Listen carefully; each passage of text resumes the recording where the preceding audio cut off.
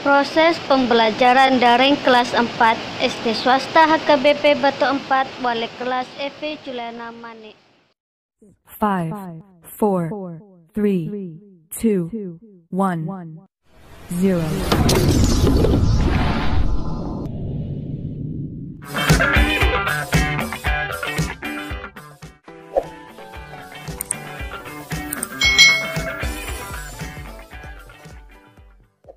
Hari ini kita akan belajar bersama-sama untuk mata pelajaran tematik kelas 4. Kita belajar di tema 4, berbagai pekerjaan, subtema 2, pekerjaan di sekitarku, pembelajaran yang pertama. Mari adik-adik kita belajar dengan penuh semangat. Mengapa orang harus bekerja? Apa manfaat yang diperoleh dari pekerjaan itu? Adik-adik, orang harus bekerja itu karena untuk mencukupi kebutuhan mereka.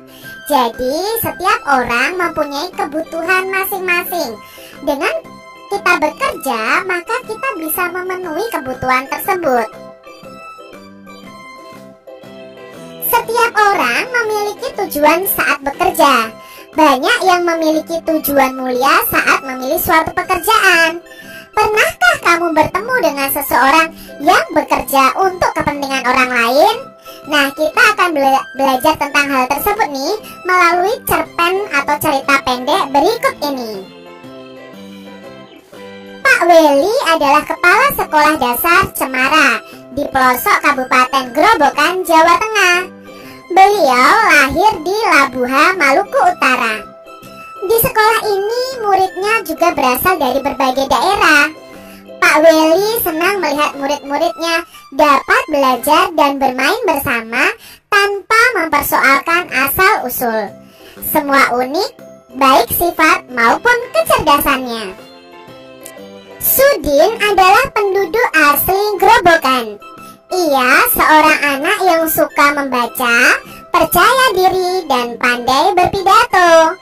Pak Weli ingin Sudin memperoleh pengalaman berharga melalui lomba pidato yang sebentar lagi akan diadakan di tingkat nasional. Sambil berpikir bagaimana memperoleh dana, Pak Weli mendaftarkan Sudin sebagai peserta lomba. Ia melatih Sudin setiap hari. Semakin dekat ke hari lomba, Pak Weli risau. Andai saja gajinya cukup untuk mendanai Sudin ke kota, pikirnya. Hingga suatu sore terlintas ide di benaknya. Dipandangnya kebun pisang di belakang sekolah.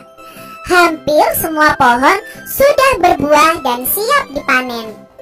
Esok paginya, ia mengumpulkan guru, penjaga sekolah, serta murid kelas 4, 5, dan 6. Mereka bergotong royong memanen pisang. Kemudian pada hari Senin pagi, ia mengundang pejabat setempat untuk hadir pada upacara bendera.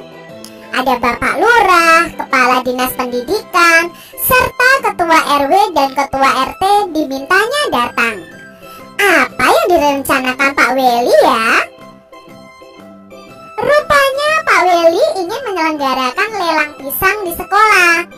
Murid kelas 4, 5, dan 6 sudah dilatihnya untuk menjadi petugas lelang. Lalu siapa calon pembelinya? Ya, calon pembelinya adalah para bapak dan ibu pejabat daerah yang diundangnya. Sebelum lelang dimulai, ia sampaikan bahwa dana hasil lelang akan digunakan untuk mengirim Sudin mengikuti lomba pidato di kota. Para pejabat kagum dan terharu menyaksikan usaha Pak Weli, sang kepala sekolah dari Timur Negeri. Tekad serta usaha mendukung kemajuan muridnya sungguh menyentuh hati. Dalam sekejap, pisang habis dilelang. Dana yang terkumpul lebih dari cukup untuk memberangkatkan Sudin. Didampingi Pak Seto, guru kelasnya, Sudin pun berangkat ke kota. Sudin berhasil mempersembahkan piala juara pertama lomba pidato untuk sekolahnya. Tak sia-sia usaha Pak Weli dan seluruh warga sekolah. Nah, itu tadi cerpen mengenai Pak Weli, kepala sekolah adik-adik. Nah, betapa perjuangannya sungguh luar biasa ya adik-adik. Sebutkan tokoh-tokoh yang ada dalam cerita tadi. Apa yang diharapkan oleh Bapak Weli? Nah, mengapa Bapak Weli memiliki harapan tersebut? Apa yang dilakukan Bapak Weli dan siswa di sekolah? Tokoh mana nih yang adik-adik paling sukai dari cerpen tadi? Lalu ungkapkan alasannya. Pekerjaan ayahku adalah seorang nelayan. Aku sangat bangga dengan ayahku. Apakah kamu tahu alasannya? Nah, yuk kita cari tahu alasannya adik-adik. Ayah bekerja sebagai seorang nelayan tradisional. Ayah tinggal di kampung nelayan. Ayah pergi melaut pada malam hari. Ayah membawa sampan dan jaring untuk pergi berlayar. Saat berlayar, ayah harus menghadapi ombak dan badai di laut. Karena hanya menggunakan sampan, ayah tidak dapat pergi melaut terlalu jauh adik-adik. Tangkapan ikan ayah kadang banyak, kadang sedikit. Semua bergantung pada cuaca. Sampan ayah tidak bermesin. Ayah tidak perlu membeli bahan bakar. Aku mendengar sekarang ada nelayan yang modern. Kapalnya lebih besar dan menggunakan bantuan mesin sehingga tidak mudah tergoncang ombak. Kapal ini menggunakan mesin sehingga memerlukan bahan bakar. Banyak pemilik kapal tidak mempedulikan penggunaan bahan bakar. Ada yang boros sehingga mencemari lingkungan perairan. Mereka bisa berlayar ke laut lepas sehingga tangkapan ikannya banyak. Alat penangkap ikan mereka berupa jaring dan juga radar yang bisa mendeteksi kumpulan ikan. Bahkan ada yang menggunakan bom adik-adik. Itu adalah cerita ya adik-adik tentang ayah yang bekerja sebagai nelayan. Nah, nelayannya masih tradisional karena memakai sampan, tidak memakai mesin ya, mengandalkan angin adik-adik. Tapi sekarang ternyata sudah ada nelayan yang modern yang menggunakan kapal besar dengan bantuan mesin adik-adik. Nah, diperlukan bahan bakar di dalamnya. Apa yang digunakan oleh nelayan tradisional untuk menangkap ikan? Lalu, apa yang digunakan oleh nelayan modern untuk menangkap ikan? Tulislah persamaan dan perbedaan dari nelayan modern dan tradisional dalam diagram Venn berikut ini. Nah, di sini ada dua lingkaran adik-adik. Dua lingkaran ini, yang pertama adalah nelayan tradisional, yang kedua adalah nelayan modern. Nah, kalau saling terhubung seperti ini, berarti di tengah ini adalah persamaan dari nelayan tradisional dan nelayan modern. Nah, jika ada bagian lingkaran yang tidak terhubung, itu berarti perbedaannya. Punya diagram Venn-nya adik-adik. Nelayan tradisional dan nelayan modern itu persamaannya adalah sama-sama menangkap ikan, sama-sama menggunakan jaring. Itu persamaannya.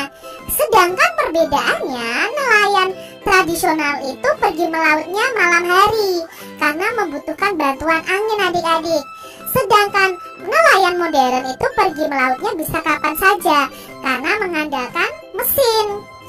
Berikutnya, perbedaannya adalah nelayan tradisional itu menggunakan sampan, kalau nelayan modern itu menggunakan kapal besar. Nelayan tradisional tidak bisa melaut jauh, sedangkan nelayan modern karena menggunakan kapal yang bermesin bisa berlayar ke laut lepas adik-adik. Lalu nelayan tradisional itu tidak menggunakan radar adik-adik, ini kata menggunakan ya seharusnya. Lalu nelayan modern itu menggunakan radar. Nah, nelayan tradisional tidak membutuhkan bahan bakar karena menggunakan sampan. Sedangkan nelayan modern itu membutuhkan bahan bakar. Menurutmu apa yang akan terjadi dengan laut jika semua nelayan menggunakan perahu besar dan perlengkapan modern adik-adik? Bagaimana seharusnya para nelayan mencari ikan supaya kelestarian ekosistem tetap terjaga? Aku cukup sedih melihat sekarang ini banyak yang menangkap ikan dengan pukat harimau dan bahan peledak. Pukat harimau adalah jaring sangat besar yang dapat menjaring semua makhluk hidup laut. Bom ikan adalah bahan peledak untuk menangkap ikan. Cara ini dapat menghancurkan terumbu karang dan habitat ikan adik-adik. Jadi tidak diperbolehkan menangkap ikan dengan bom ikan dan pukat harimau. Apakah adik-adik setuju dengan pengambilan ikan dengan cara di atas tadi? Tentunya tidak setuju adik-adik ya. Apakah akibat buruk yang akan terjadi jika pengambilan ikan menggunakan cara di atas? Nah, akibat buruk yang ditimbulkan dengan penggunaan bom dan pukat harimau adalah menyebabkan hancurnya terumbu karang yang menjadi habitat atau tempat tinggal ikan. Penggunaan pukat harimau menyebabkan ikan-ikan kecil ikut terjaring, sehingga kelangsungan hidup ikan terancam adik-adik. Kalau ikan-ikan kecil saja ikut terjaring, ya nanti otomatis habitat ikan di laut akan cepat habis. Tahukah kamu bagaimana ikan bisa kita makan? Amati gambar di samping atau di bawah ini adik-adik. Nah, ini adalah gambar mengapa ikan itu bisa sampai kita makan. Nah, itu berawal dari nelayan tadi yang menangkap ikan ya adik-adik ya. Lalu hasil tangkapan ikan itu dijual ke pedagang ikan di pelelangan ikan.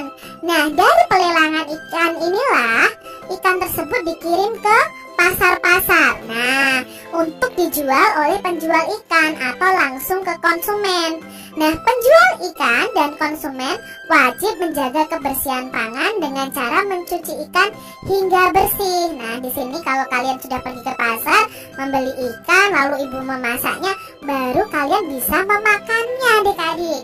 Ini adalah proses dari penangkapan ikan sampai ikan bisa kita konsumsi.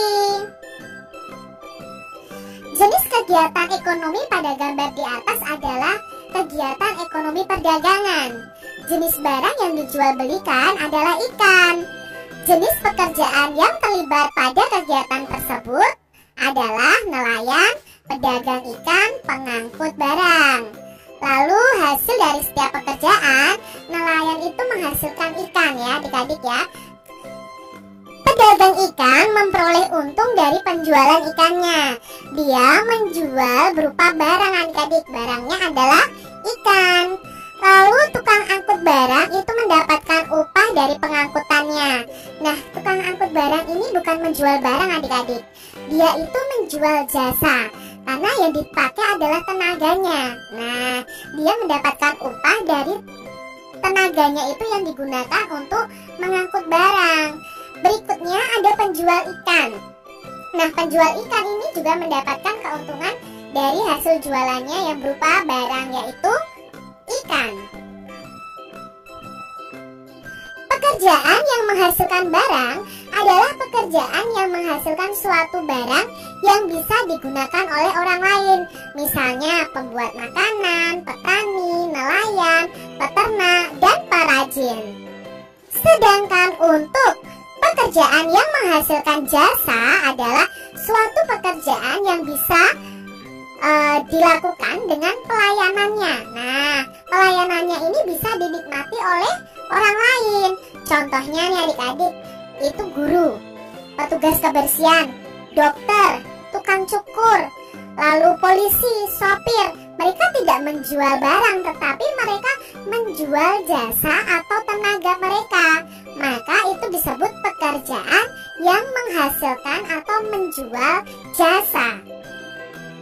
Demikian tadi adik-adik pembahasan kita di mata pelajaran tematik kelas 4. Semoga video pembelajaran ini bermanfaat ya untuk adik-adik semuanya.